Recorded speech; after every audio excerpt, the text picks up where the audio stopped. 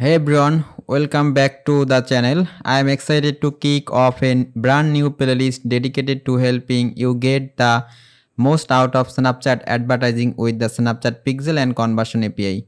In today's fast-paced digital world, it's more important than ever to track conversion accurately, and that's exactly what I will be showing you in this series. Throughout these videos, I will be covering everything from the setting up your Snapchat Pixel to using the conversion API with Google Tag Manager to ensure you are capturing the right data and drive real result. Whether you are a business owner or a marketer looking to optimize your ad performance, this playlist will give you the insight and step-by-step guidance you need to take your Snapchat campaign to the next level. So if you are ready to unlock the full potential of Snapchat advertising, hit that subscribe button and join me as we dive deep into the world of Snapchat Pixel and Conversion API. Let's get started. Okay, so actually in this tutorial series, I will be showing you how we can set up the Snapchat Pixel and Conversion API in a Shopify store. This is the Shopify store where I want to set up the Snapchat Pixel and Conversion API. And if you want to set up any kind of tracking in a e-commerce website, you have to connect the Google Tag Manager with this website, and this Google Tag Manager already connected with this website. Also, you need to enable the data layer to track e-commerce event for e-commerce website, and this is the Shopify store. And already in this website I enable the data layer, and in my channel there is another video about how you can set up the data layer in a Shopify website, and I will add the video in this description. Okay, now first of all I will enable the Snapchat Pixel in this website. Okay, that's why I have to enable the Snapchat Pixel.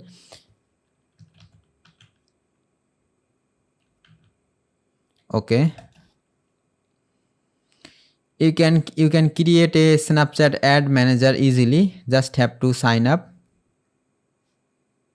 Okay, this is my Snapchat Pixel Snapchat event manager. If I go to the Pixel from the event manager,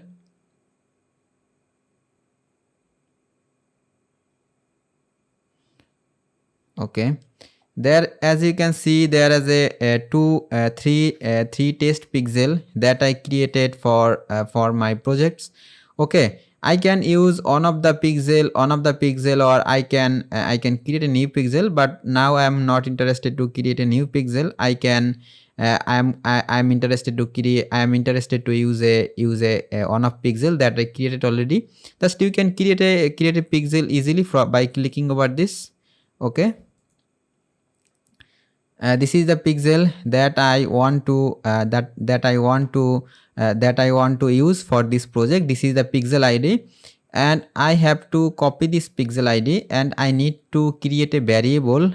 I need to create a constant variable inside Google Tag Manager. That's why from the variable section, and it should be user defined variable. From the user defined variable, then I have to choose the constant variable, because this pixel id I have to use many of time. That's why it's very important to create a constant variable with this for this Snapchat Pixel ID. Okay, because it will save our time. Constant variable means the value will be same every time when we call this variable. Okay.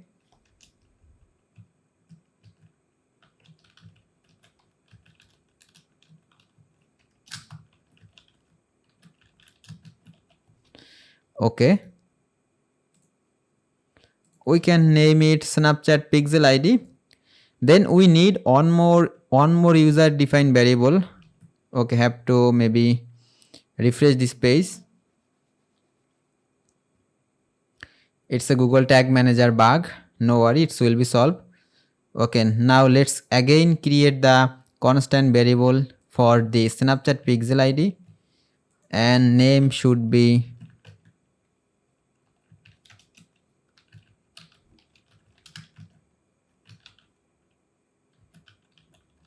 Snapchat Pixel. Okay, let's save it. And we need one more user defined variable that called event id, and event id need for deduplication. And you can ask me what is deduplication. Actually I'm going to I'm going to set up Snapchat Pixel and Conversion API, and if I want to set up Snapchat Pixel and Conversion API, I must need to enable the deduplication, because when I enable this both, then if Snapchat count the both event source, browser and the server, then data will be double. But I am not interested to showing the data double. That's why I'm going to enable the deduplication. That's why I need the event id. Okay, then let's click over the new.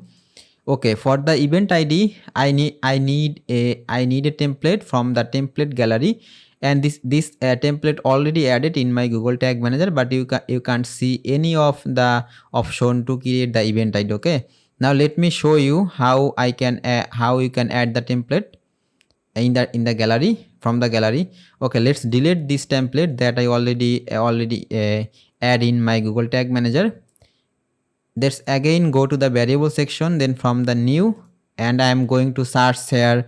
I'm going to template gallery, community template gallery, because in default Google Tag Manager there is no event id option. That's why I have to search in the community template gallery.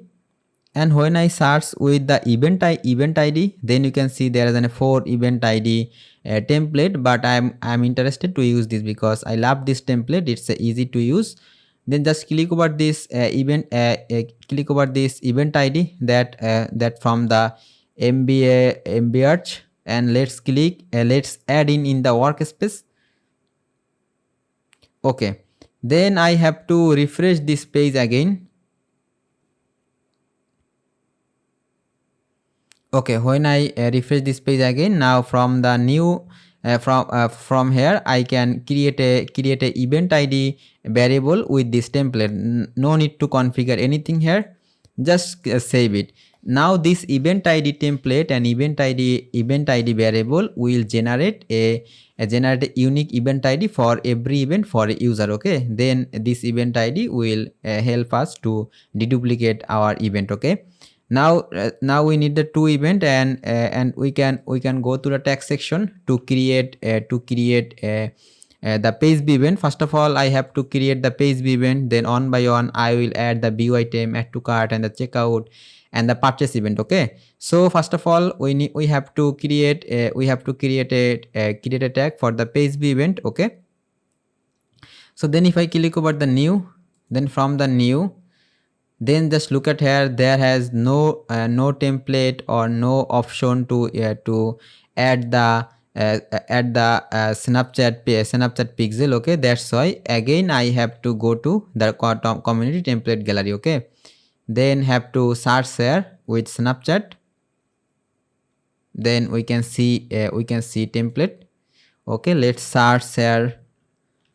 Okay, then when I search with Snapchat, then I can see there is two template. One is Snap Pixel and one is Snapchat. This Snap Pixel from the official Snapchat. That's why I'm going to choose it, because it's the official template from the Snapchat. Okay, then I have to add this template in my Google Tag Manager. When I add this template in my Google Tag Manager, then you can see there is an option for pixel id, and I have to call this pixel id. Okay, Snap Pixel id. If you have to click over this button to call the pixel id. Okay, this Snap Pixel variable already created, and I call it here. Okay, and first of all I have to create the page view event. That's why just choose the page view. Then there is an option for the email and phone number and the mobile number, price, and item category. This information actually not for page view, because in the page view you just have to send the event. Okay, and then we have an one more option, that is additional initialization data. And in additional initialization data, I have to send that event id for the deduplication. Okay, that's why I have to write here client dedup location id. Okay, this pattern should be like this: client dedupe id and value should be the event id variable, okay, that we already created and have to add it. And now everything is done for the page view event. Just is the Snapchat pixel and the event type, and the additional initialization key is client dedupe id and it should be the event id. Okay, then have to add a trigger. Now you can ask me what is trigger. Actually trigger is where you want to fire the event. Actually this is my tag for the page view event. And if you ask a question when this tag will be fired, that is trigger. When this tag will be fired, that is my trigger. And if I go to this website, then if I go to the inspect section, from the inspect, if I go to the console and if I go to the option where my data layer is loaded, in this web pixel sandbox my data layer is loaded, and if I write here the data layer, then I can see there is an event file that is page view. Okay, and that's why I have to create a trigger with this page view event, and that should be a custom event. If I go here, then I can see a custom event. Then I have to write here the page view. Okay, page view, and this trigger should be the page view trigger. This page view event will be fired in every page. That's why I set up this like this. And in my data layer, in my website data layer, in every page there will be a event fired that call page view event. Okay, now we can name it snap pixel configuration page view. Okay, this is we can skip this configuration, and it should be the page view event. Okay, then let's save it. Okay, now we have to add a event for the view item event. View item means if a people visit a product page, then the view item event have to be fired, or view content event have to be fired. Okay, that's why I have to go to the tag manager again. First of all, actually I am going to set up the browser side tracking, that is Snapchat pixel, and after and one by one serially I will set up the conversion API also, that is server side tracking. Okay, now let's copy this tag. Okay, now change this tag name, this tag for the view content. Okay, let's see what's the event name for the view content. And this Snapchat pixel should be same, because this is my constant variable, and from here I have to choose the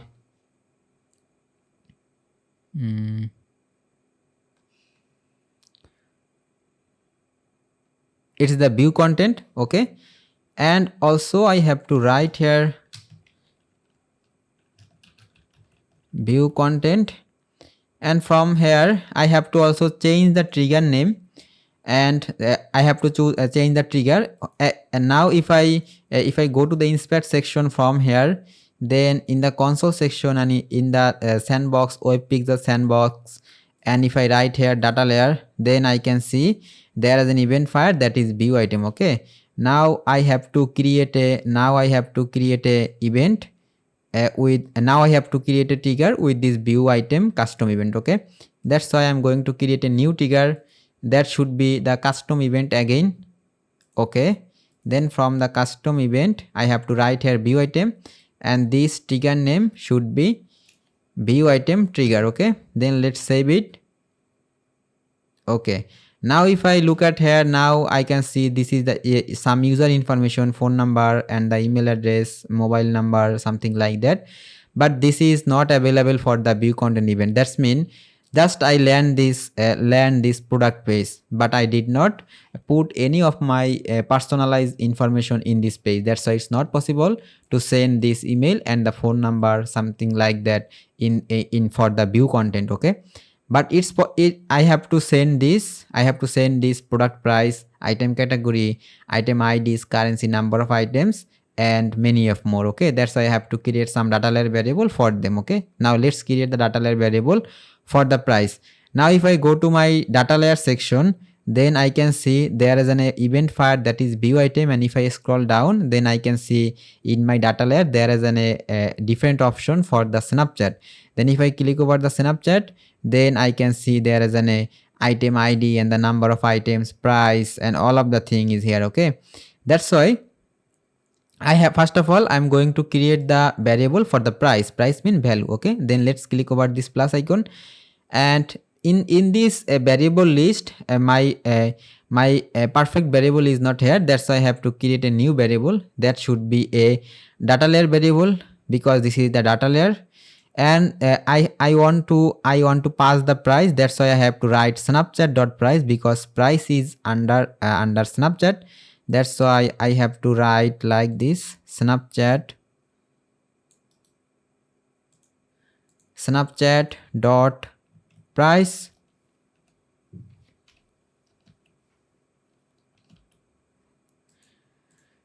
Snapchat dot price. Okay, then it should be this variable name should be value. Okay, value, let's save it. And we need a one more variable, that is item category, and we can copy this value variable. Let's copy it, and from the Snapchat just have to remove the price. Then if I go to here, then now I have to copy this item category. This for the item category, you can see this is blank because this is my demo store. That's why I did not categorize my product. When you work with a real project or a real website, then your product must have the category. Then this category will be fired, will be give you the data. Okay, now in this case category is null. Okay, Snapchat dot item category. Now it should be, now this variable name should be product category. Okay, let's save it. And we need other variable for the, you can look at here, item ID, and we need the variable for the item ID. Now we can create this variable for the item ID, then I will call them later inside the tag template. Okay, let's create for the item ID. Okay, then it should be Snapchat dot item ID, and this variable name should be products ID. Okay, then let's save it. And we need others variable, that is the number of items. Actually it's currency. Okay, let's create the currency variable. Now if I look at here, that I can't see any currency variable, currency data layer in this Snapchat option. But if I scroll up in under e-commerce, then I can see there is a currency, that is USD. Okay, that's why I have to create a currency variable like e-commerce dot currency, because currency in under e-commerce. That's why it should be e-commerce dot currency. Okay, now let's create a new data layer variable. This data layer variable name like this, e-commerce dot, then it should be the currency. Okay, then name this variable like currency. Okay, now I need a data layer variable for the number of items, but inside the Snapchat there is this field is available, number of items. That's why I can, okay, let's call the item ID. This is the products ID, and the currency is available. Number of items I did not create it so far, I will create it. And there is an option for the value. Okay, let's create it for the number of items. Just I can copy one of the value parameter. Okay, let's copy this value parameter, and from here I have to remove the price on. Okay, then from here I have to choose the number of items. Okay, paste it here. Okay, it should be number of items. Let's save it. And also one more thing, I want to check all of our variable number of items in the number of items. Okay, let me check the value parameter. Price, yes, it's okay. Then product ID, Yes, also it's okay. Product category, let's check the product category. Yes, item category, product category is okay. And the number of items, yes, also it's okay. And in the currency also it's okay. Okay, so for the number of items, okay, let's call the number of items.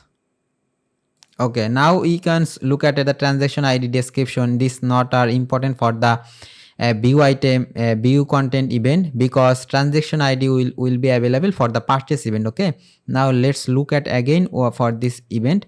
This event type view content and the Snapchat pixel pixel ID, and this field is not available for the view content, and value currency product ID, and there is an option for sorry, this not be the currency, this should be the item category, that's mean product category, and the value product category, and the product ID currency, and the number of items, all of the thing is here. Okay, let's save it. Okay, then we have to create a event, we have to create a event for that to cart event. Now if I click over that to cart, then after clicking over add to cart, if I go to the inspect, then from the inspect if I go to the console, then from the console if I go to the web pixel sandbox where my data layer is loaded, then if I write here the data layer, then I can see there is an event file that is add to cart. Okay, for that now I have to create a trigger for this add to cart custom event. That's why I have to go to trigger section again, and from the trigger section I have to create a new trigger that should be for the custom event, and then have to paste it the event name here, and this trigger name will be add to cart trigger. Okay, then let's create a tag. Now I can copy this tag because it will save a lot of time. Okay, then let's change the trigger add to cart trigger, and then have to change the event name, tag name. Okay,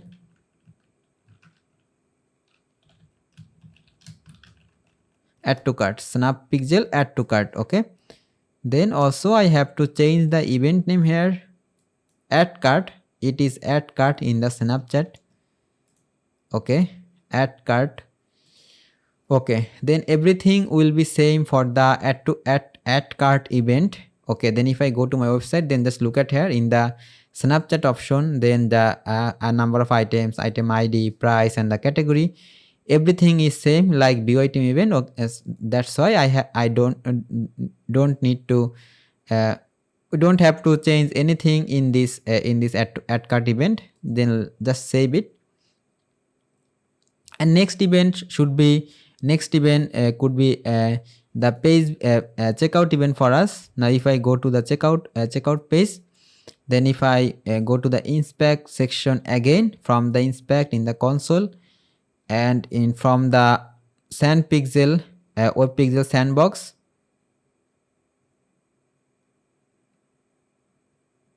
Okay, from this option. Okay, then let's write here data layer, sorry,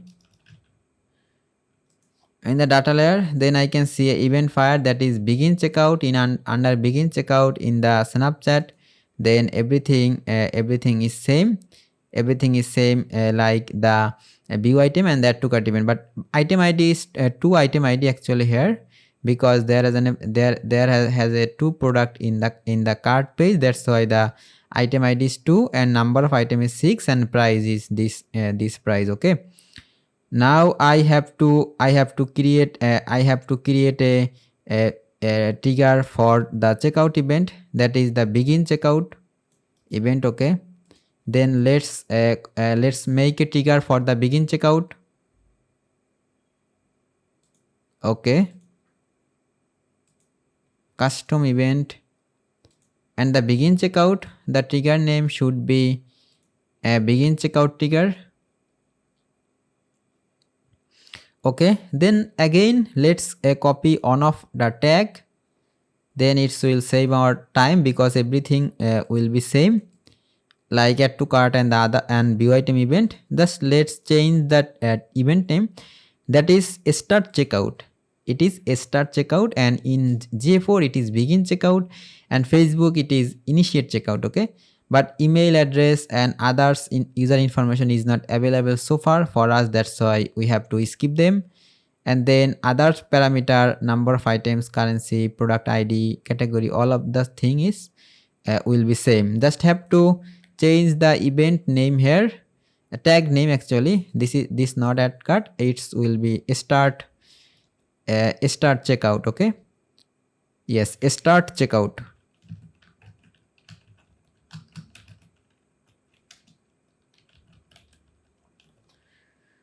Start checkout, let's save it.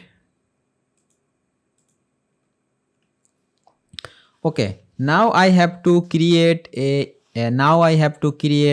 event or tag for the purchase event.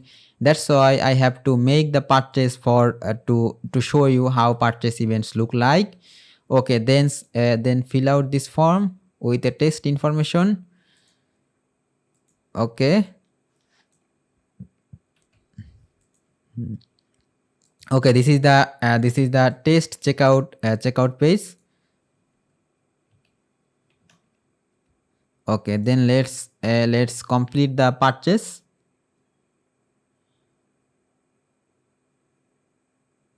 Okay, then if I go to the inspect section again and the web pixel sandbox, then if I write here the data layer, then I can see there is an event fire that is purchase, and in under purchase, then if I go to the Snapchat option, then I can see there is an everything is same as like view item, add to cart and begin checkout event. That's why I have to create a new trigger for the purchase event. Then I can copy this tag, then it will save my time. Okay, then let's create a new trigger for the purchase event, and it should be the custom event again, and it's custom event, and its trigger name will be the purchase trigger. Okay, now let's copy a tag. I can copy the snap pixel add to cart, and then I can call the purchase trigger. Okay, then from the snap pixel have to change the event type. This will be purchase. Yes, it's the purchase. Okay, purchase event. Okay, then I can see there is some information available for the purchase. Then let's just change the event tag name actually.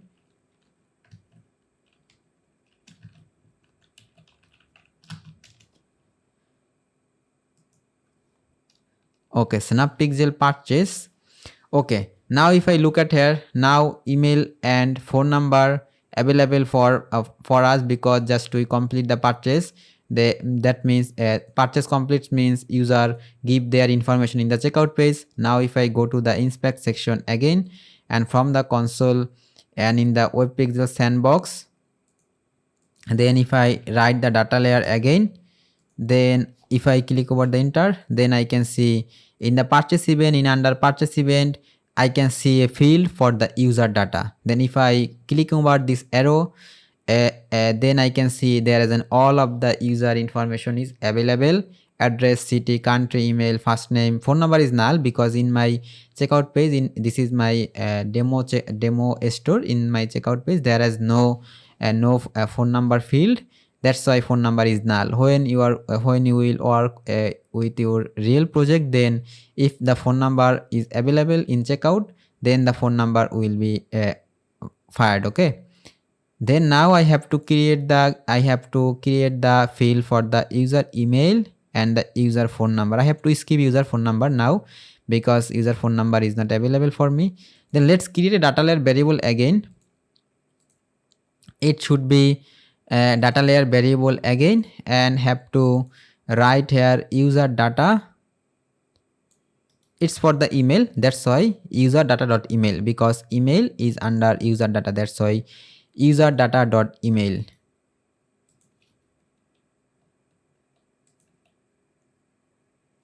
User data dot email.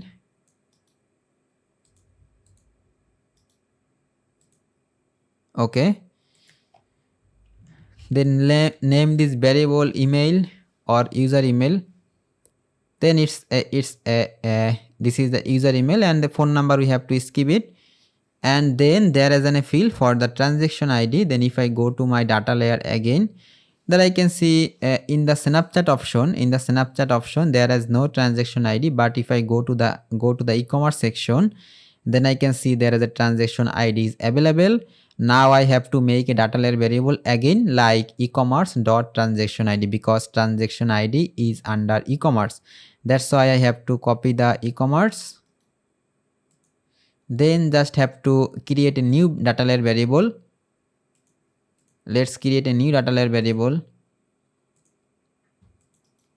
Okay, then e-commerce dot transaction ID.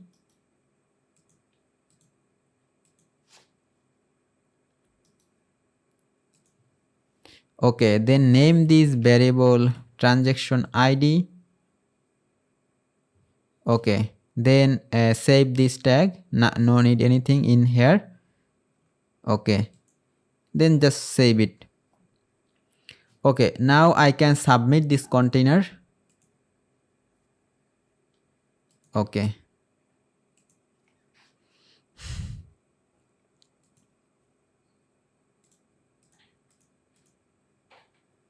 now I can check all of the event is working or not. I can go to this website homepage, and there is an extension called SnapPixel. Let me find this. Okay, this is the SnapPixel helper. Okay, now when I visit my website homepage, and in the SnapPixel, then Snapchat say me there is an one pixel event fire, that is page view, and the three parameter is here: page URL and the pixel ID and the client deduplication ID. This is the client deduplication ID.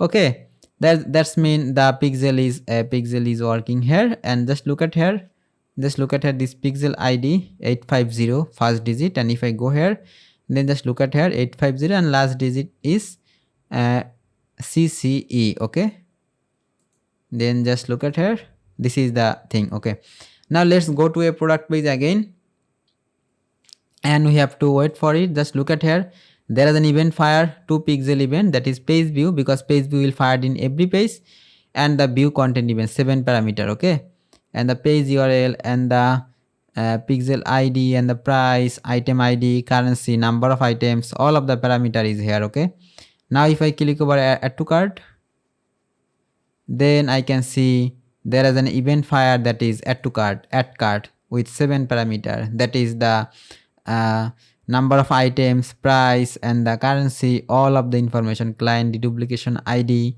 pixel ID, and the first party cookie, everything is fired. Okay, then if I go to the checkout page, from the checkout page also I will see the checkout event fired, and just look at here, start checkout event fired with the 7 parameter that I sent.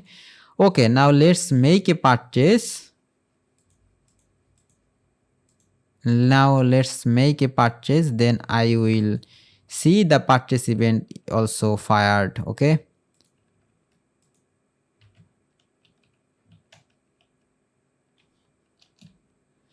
okay, now let's confirm the purchase.